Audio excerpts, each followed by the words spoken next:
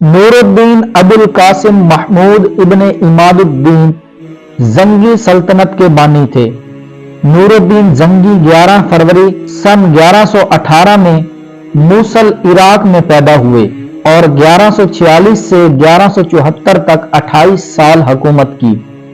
नूरुद्दीन जंगी ने मसीहों से अपने दौरे हुकूमत में बैतुल मुकद्दस वापस लेने के लिए पहले एक मजबूत हुकूमत कायम करने की कोशिश की।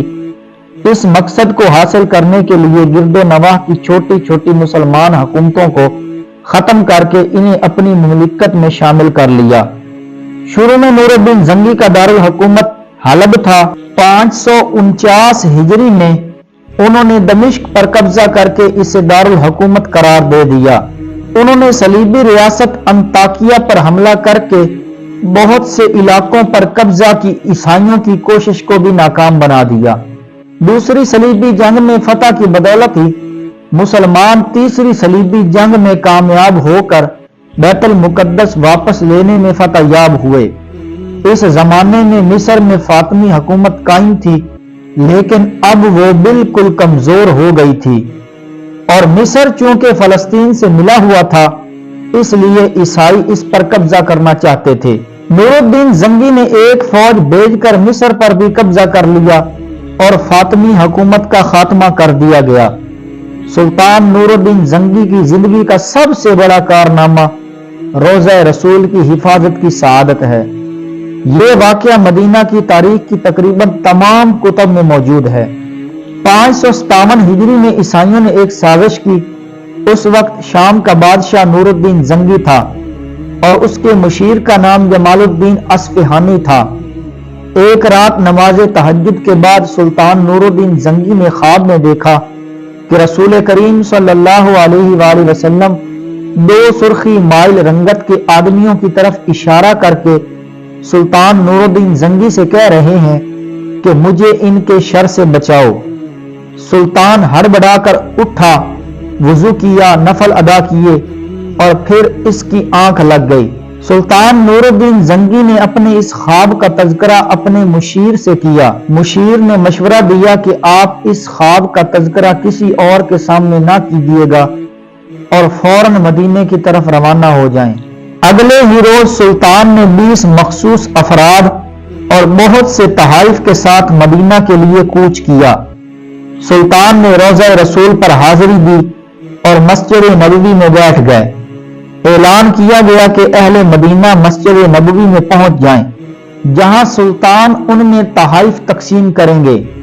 लोग आते गए और सुल्तान हर आने वाले को बारी बारी तोहफा देते गए। इस दौरान वो हर शख्स को गौर से देखते रहे, लेकिन वो 2 चेहरे नजर ना आए जो उस रात में 3 बार ख्वाब में दिखाए गए थे।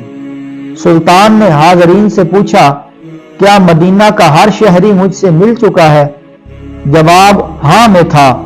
सुल्तान ने फिर पूछा, क्या तुम्हें यकीन है कि हर शहरी मुझसे मिल चुका है?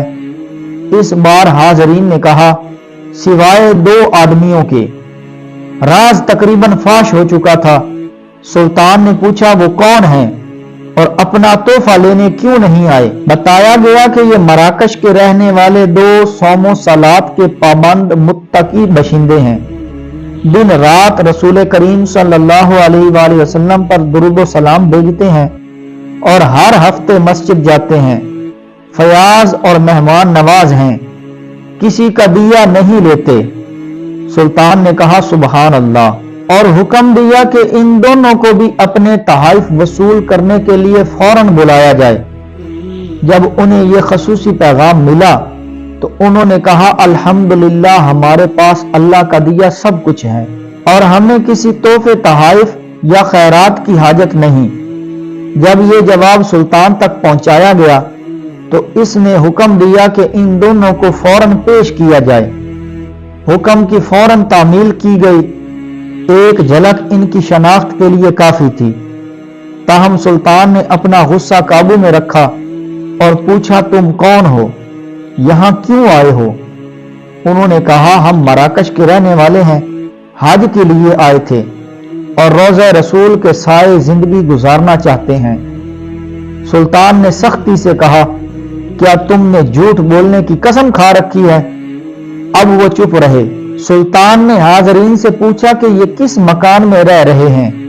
بتایا گیا کہ روضہ رسول کے بالکل نزدیک ایک مکان میں، جو مسجد نبوی کے جنوب مغرب میں دیوار کے ساتھ ہے۔ سلطان فوراً انہیں ساتھ لے کر اس مکان میں داخل ہو گیا۔ سلطان مکان میں گھومتا پھرتا رہا۔ اچانک اس کی نظر فرش پر بچھائی ہوئی ایک چٹائی پر پڑی۔ نظر پڑنے کی دیر تھی، دونوں مراکشی باشندوں کی ہوائیاں اڑ گئیں۔ سلطان نے چٹائی اٹھائی، اس کے نیچے ایک تازہ کھودی ہوئی سرنگ تھی۔ سلطان نے گرج کر کہا، کیا آپ بھی سچ نہ بولو گے؟ ان کے پاس سچ کے سوا کوئی چارہ نہ تھا۔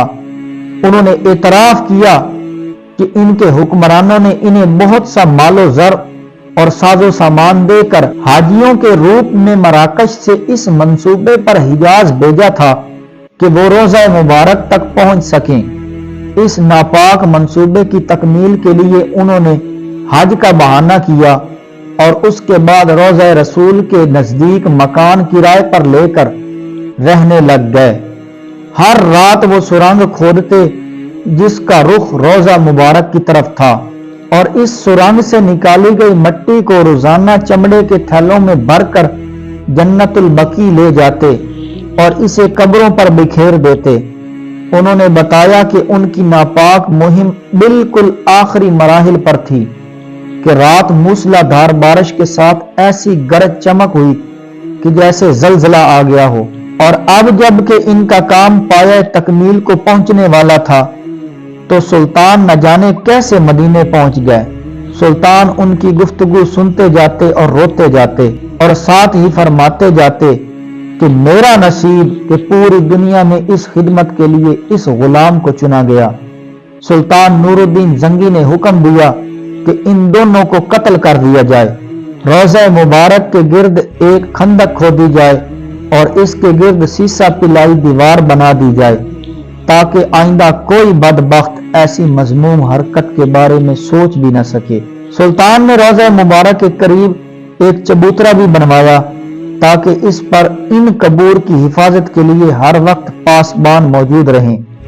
سلطان کی زندگی کا یہ عظیم ترین کارنامہ ہے جو کہ تاریخ میں ہمیشہ سنہری حروف سے لکھا جائے گا۔ سلطان نور الدین زنگی 15 مئی سن 1174 کو 58 برس کی عمر میں شام کے دارالحکومت دمشق میں وفات پا گئے۔